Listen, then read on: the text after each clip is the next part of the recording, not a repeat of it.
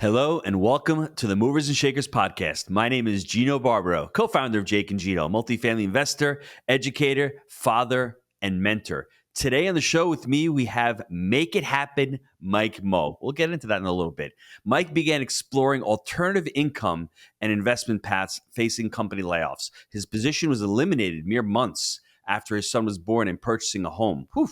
This scare led him down the path of personal finance, self-development, and investing strategies. Today, he owns a multifamily portfolio comprising of 129 units, valued at approximately $16 million, and serves as the primary asset manager. Welcome to the show, Mr. Mike Moe. How you doing, brother? Thanks, Gino. I'm doing well, man. I'm glad to be here. So reading the bio, tell me about that. How did that feel like? Getting the axe? New kid? Home? Living the dream? And then all of a sudden that dream becomes a veritable nightmare.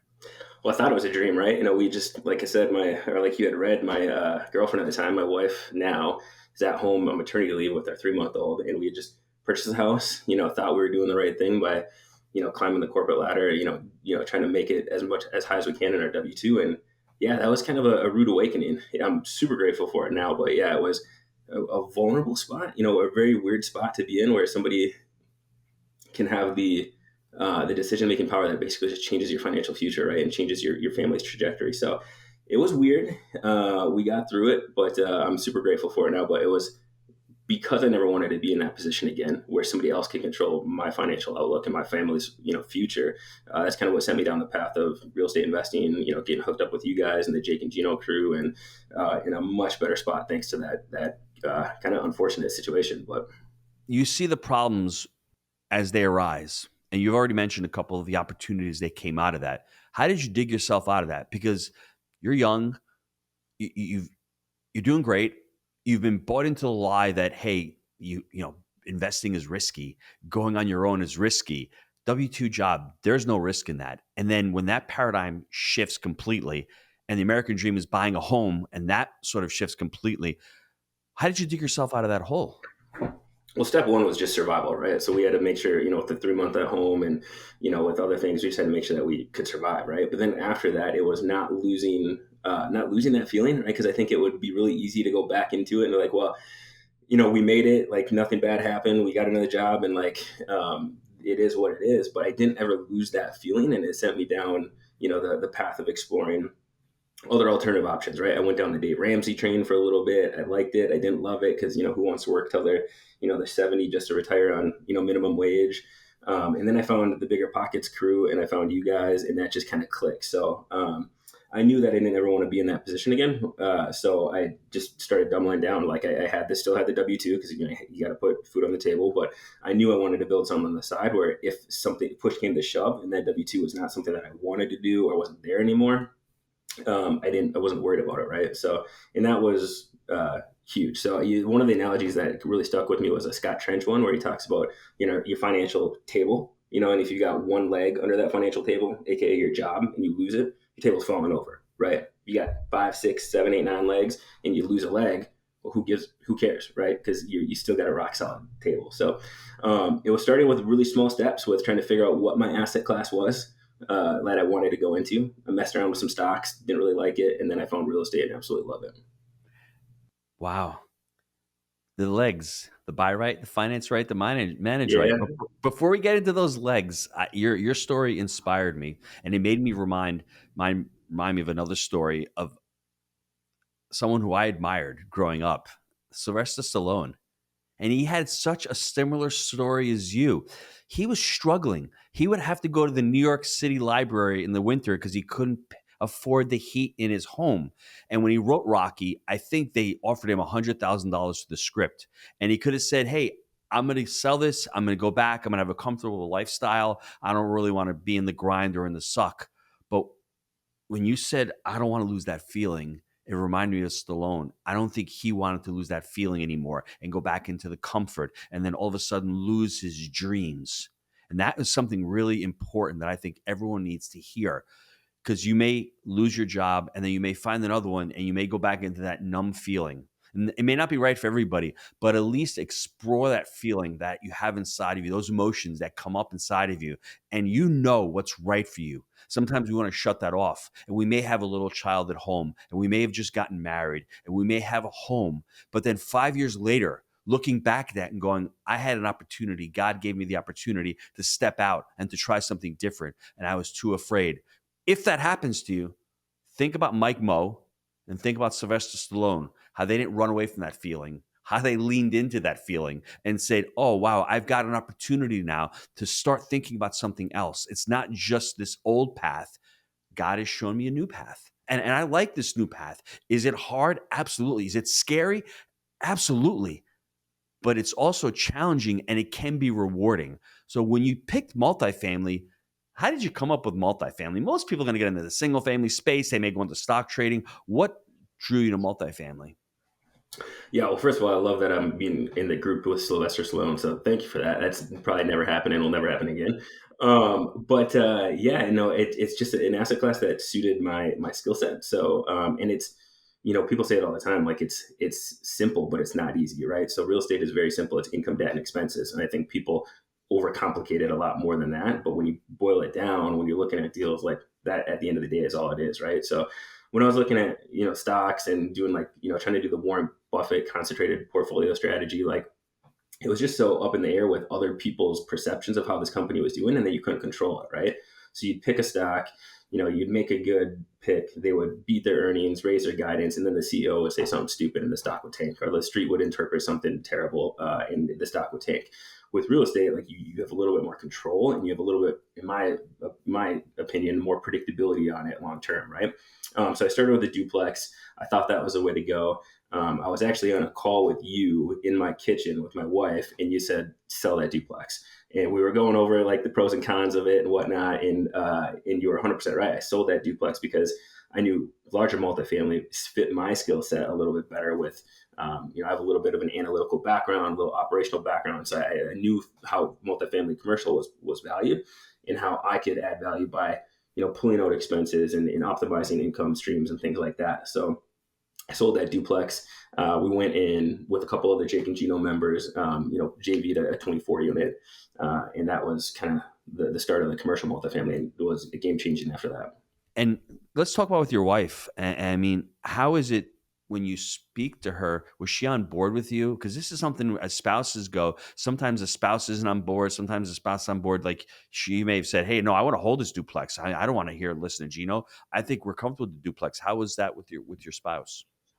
Yeah, no, she was on board, she was wanted to be involved in the real estate, but didn't at the same time like love the long term outcome, but more so trusted me and trusted like the partners that I had picked with you guys as well, with making the right decision for that in the long term. And after going through it, she was totally on board. She definitely gravitated more towards like Airbnb, short-term rentals, smaller properties, and things like that. But after going through the pros and cons and kind of like why the larger stuff kind of fit where we wanted to go more so, she was on board with it.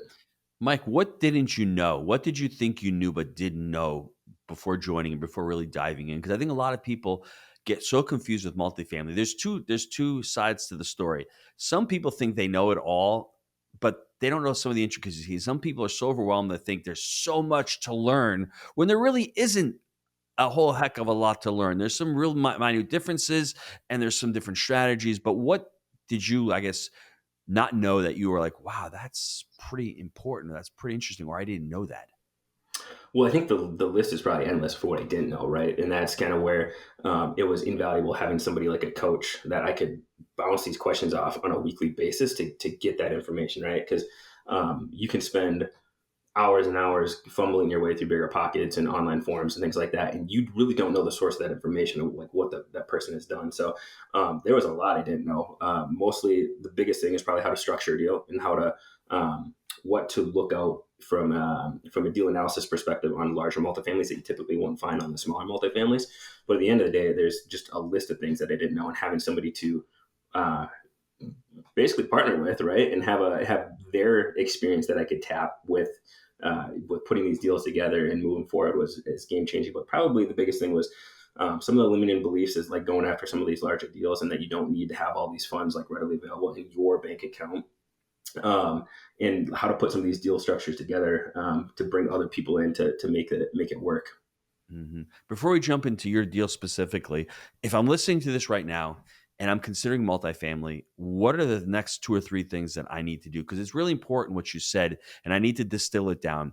What Mike said was there's a lot of education out there. You can get lost, you can go down rabbit holes. First of all, are they verifiable? Have they done more than three deals? And secondly, can they help you implement the education? It's great that you learn something. Now, how do you use it? So that's what I think people miss the key on. And I love Bill Ham. I love Joe Sullivan. I love Vince Gethings. I love Anthony Vicino. I love all of our coaches. They've all done thousands of units. If you have a question for one of the coaches, they've been there, they've done that. They can know how to answer it. And I've been a recipient of that early on in my career back in 2008 when I joined mentorships. I do my first couple of deals. I would call the coach up all the time. Where's the credibility book? I need a takeover checklist. Can you look at my underwriting? Does the due diligence process go well? How do we raise rents? I mean, what's the process for this? It was eye opening for me that I had somebody on speed dial and I could ask these questions going in real time. Theory's great, understanding is great, but then putting, what do they say, rubber to the road, that changes everything. And I think for me, that's why I created the Jake and Gino community, because I think people can get all the education they want, but they need the implementation. So for you, a couple of things. I mean, like when you started, what would you say to people if they're in the market right now and they're looking to get into multifamily? Yeah, well, I mean, to reiterate that, there's a lot of snake oil in this industry, right? And there's a lot of people that are charging just a boatload of money for not adding a whole lot of value, right? And what I like about you guys is that you do get partnered with somebody who's real and who's done this, and you get that one-on-one time, and you can't put a price tag on that, right? Because it's a verifiable source who's done stuff, and that you can hit one-on-one. That like shorten the learning curve 15, 20 times, right? Compared to what, just watching a module, watching a video, watching YouTube, sipping through bigger pockets. But yeah, no, the biggest thing is somebody wants to get in multifamily is, like, I mean, not to beat a dead horse, but find somebody who's done it and figure out how you can either involve them in the deal. So with our first 24 unit, we put it under contract. We got it off market. When I say we, myself and another gentleman from the crew, the Jake and Gino crew, Chris.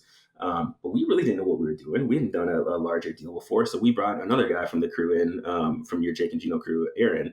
And I don't think we would have closed it without him, because he just knew how to move forward on these with the financing with Fannie Mac, SBL loans. It was just kind of Greek to us, right? So we brought him in. He liked the deal. He's a phenomenal partner, and he's done it before. He had a little bit of experience with, I think a 30 unit that he did in Kansas City.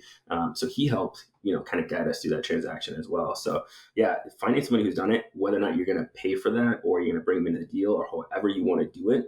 But of course, somebody who's done it, who's got the experience, typically not going to do it for free, right? So, but yeah, bringing somebody in or finding somebody who's done it is going to be the best way to move forward fast. What it sounds like is you created value. You had value. You found the deal, and there's so much value in that. And then your partner Chris was in the market around there. Then your partner Aaron actually had the ability to close this deal. What did your wife say when you said, "Hey, babe, we're closing on a 24 unit deal. Jettison the duplex"? What did she say?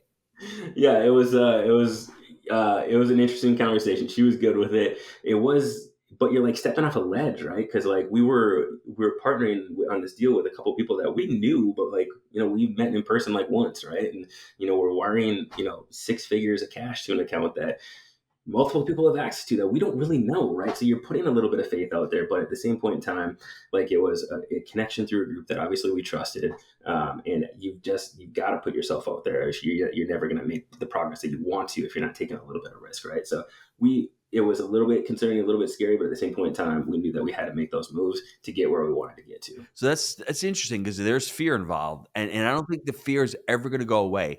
Where's fear in everything? 24 units afraid.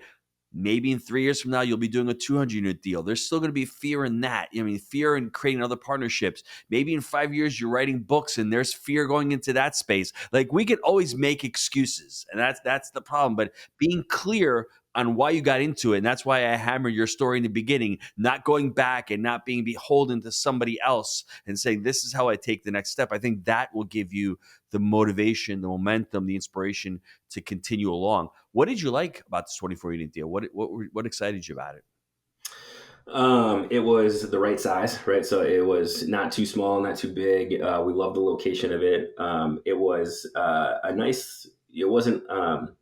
It had almost like little individual casitas, so we knew they would rent really well. Oh And it was, yeah. it's a great build. So um, we liked it. The funny thing is we almost walked away from it for I think it was like 10 to 15 grand that we couldn't come to terms with in the seller for with like the roofs. We almost walked away with it. We got the seller to come down and get it to work, but we almost walked away from that deal for like 10 to 15 grand.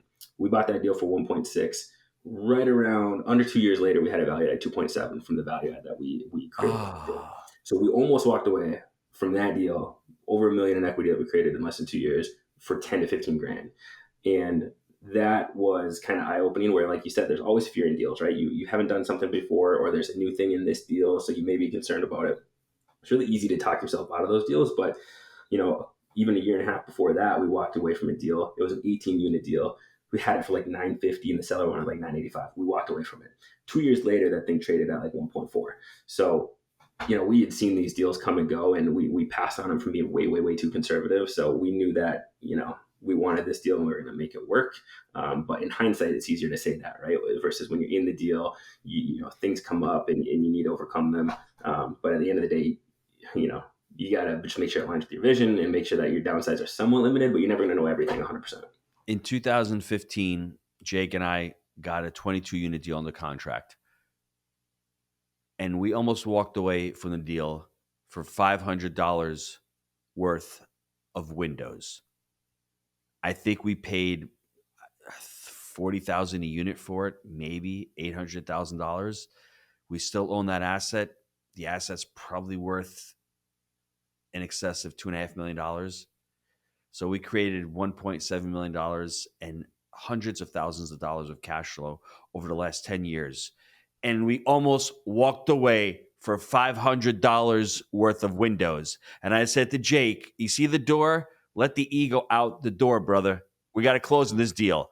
And that's what it's all about. It's all about your relationship with money. Anybody listening to this, check their relationship with money and with their scarcity. Now, if the deal doesn't work, I'm not saying, hey, close the deal for 10K. This really margin paper thin. Your pro forma is going to suck after 2 years. But if you know the deal is going to work, you like the area, you're a buy and holder for the long term, and it fits your model, and we're complaining about $10,000, come on, guys. I mean, let's be realistic. You need to understand what your relationship with money is, what your psychology with money is, and you need to understand, are you feeding the ego, and do you need to win on everything in life? And I'm glad you guys didn't do that, because a lot of people do that, especially on their first deal. They're saying to themselves, I need to get a home run deal. I need to have everything work. I need to win on everything. And you know what? You are right. He should change the $10,000. We had a deal where there's a cable contract. This is another great story. An $11 million deal. There was a cable contract that had, I think, $15,000 left on it. It was due to us. It should come back to us at closing. Well, he didn't want to give it to us. And we're like, well, we want it. We almost walked away from the deal for an $11,000 cable contract. That $11 million deal, literally, no kidding, no joke, is probably worth $27 million today.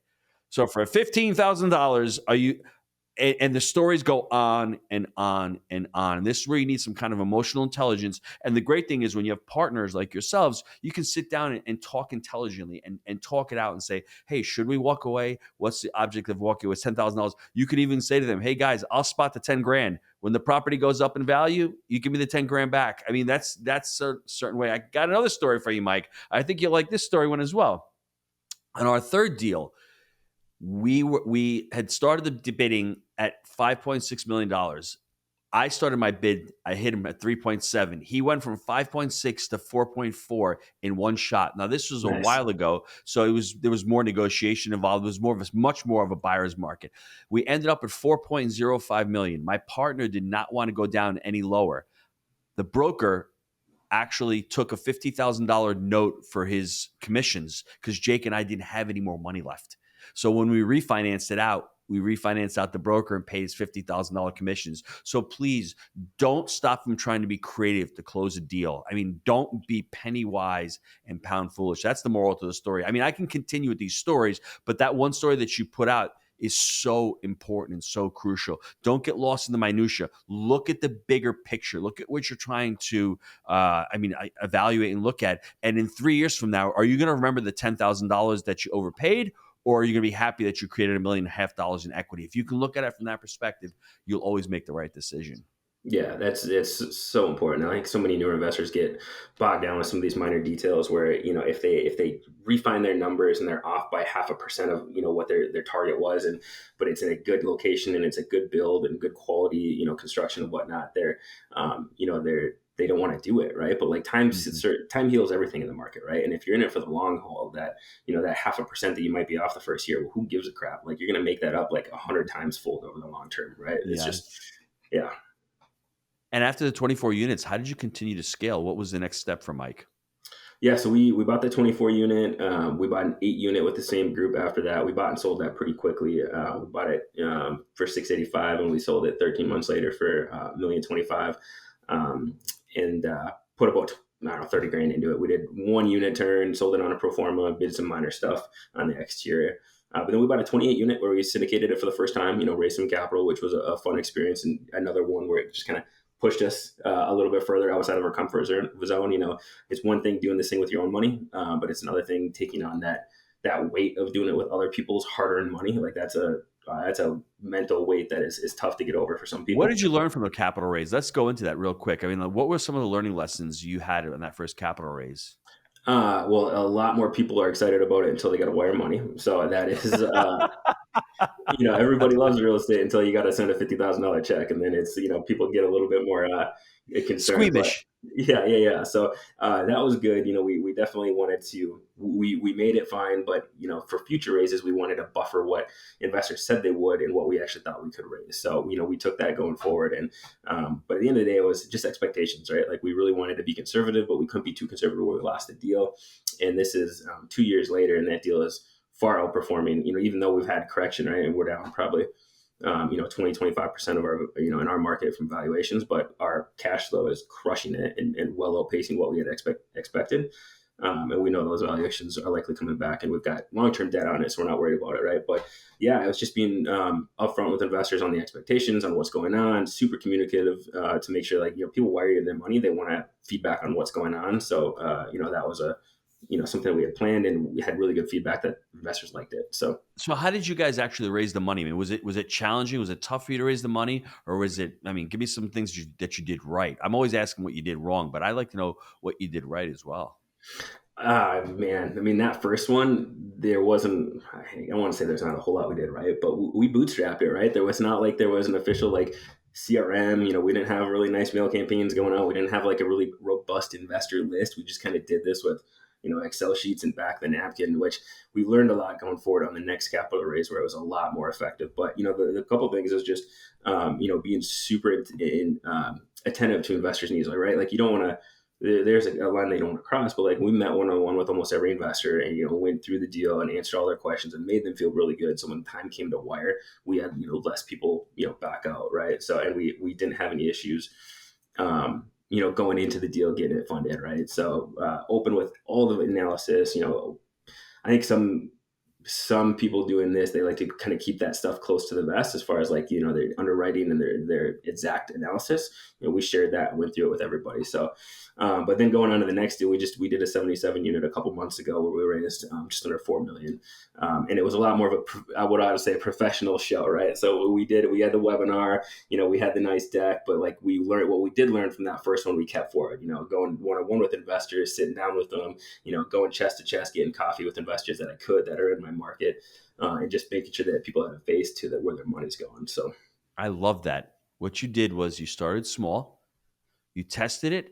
You didn't need any kind of sexy CRM. You didn't need any kind of mail active campaign, any kind of, right now it's really simple to make excuses and to say, I can't do this. I need all of this stuff. You don't need all that stuff. yeah, You really need a plan. And what I love about it, I mean, Cashflow Portal is great. Perry Zhang's company out there, a lot of the students use that. We're on their platform as well. They make it so affordable, and it looks so professional now, where we didn't have this years ago. So if there's another platform that if you want to start syndicating deals, look up Perry's company, Cashflow Portal. They do an amazing job. They charge you based on the amount of equity that you have raised. So it's very, very affordable. So when you're starting out, they're constantly updating the platform. But I like that. Start small. And aren't you happy that you sold a duplex and now you're into a 77 unit deal? That is just amazing. Great job. I mean, where do you see yourself going from here? Are you going to continue to scale the portfolio and continue to raise capital? Yeah, for sure. I mean, I definitely like the joint venture, like smaller deals with fewer people, right? But we are, at least I'm planning to do 1 to 2 deals a year that are joint venture, 1 to 2 deals a year that are syndications. Never really wanting to take this where it's 8, 9, 10 deals a year. Like I have no intentions of being like the Brandon Turner of the world or whatnot. But I like the 1 to 2 deals joint venture, 1 to 2 deals on the syndication side of things per year, and that for me, that's solid growth in my opinion. So Hey, Mike, you know what you get with 1 to 2 deals a year? You get 1,800 units after 10 years. Not yeah, yeah, bad. right, yeah, So, Mike, where can the listeners get a hold of you? yeah. I'm on social media. I'm at Mike Mo REI MikeMoeREI on Instagram. Mike at superiorcapitalgp.com. Or do you want to shoot me a text? Give me a call 218-310-5947. Always happy to chat with really anybody, right? So real estate investing is a fun topic, and I will never claim to be the best and the greatest at anything, but I've done a few things and happy to share my experience. Mike, just real quick, I need to recap the origin story because I love it. And this is what I want you to talk about every time you speak to an investor. You're living the dream until you're not living the dream. You've got a family, you're at home, you're loving life, and then you lose your job. And then you say to yourself, there's pain in there, but there's also opportunity. And the opportunity was going down a different path, selecting multifamily, loving the optionality that multifamily gives you, loving the control that multifamily gives you. Dave Ramsey, I like him, don't like him. Bigger Pockets, great, like them. Jake and Gino, great, they help me out. But ultimately, I have to put in the hard work. I've got to put in the reps. I get rid of the duplex. I start buying bigger deals. And then all of a sudden, I'm syndicating a 77 unit deal 3 years after I joined. And I'm able to continue and I'm clear. A couple of deals with JVs, a couple of deals with syndications.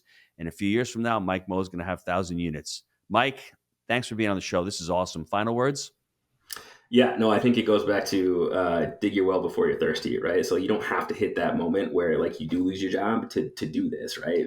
If you hear this or you hear anybody going through something like this, do it now before you actually need it because you could be a little bit more intentional about it versus when your back's against the wall. So yeah, dig that well before you're thirsty, and get partnered up with a group like yours who can help people along with it. I'm going to steal that from him. Dig your well before you're thirsty. That's why I call him Make It Happen, Mike Moe. Mike, thanks for being on the show. We appreciate it. And for everybody out there, we'll see you on the next Movers and Shakers. Take care, everyone.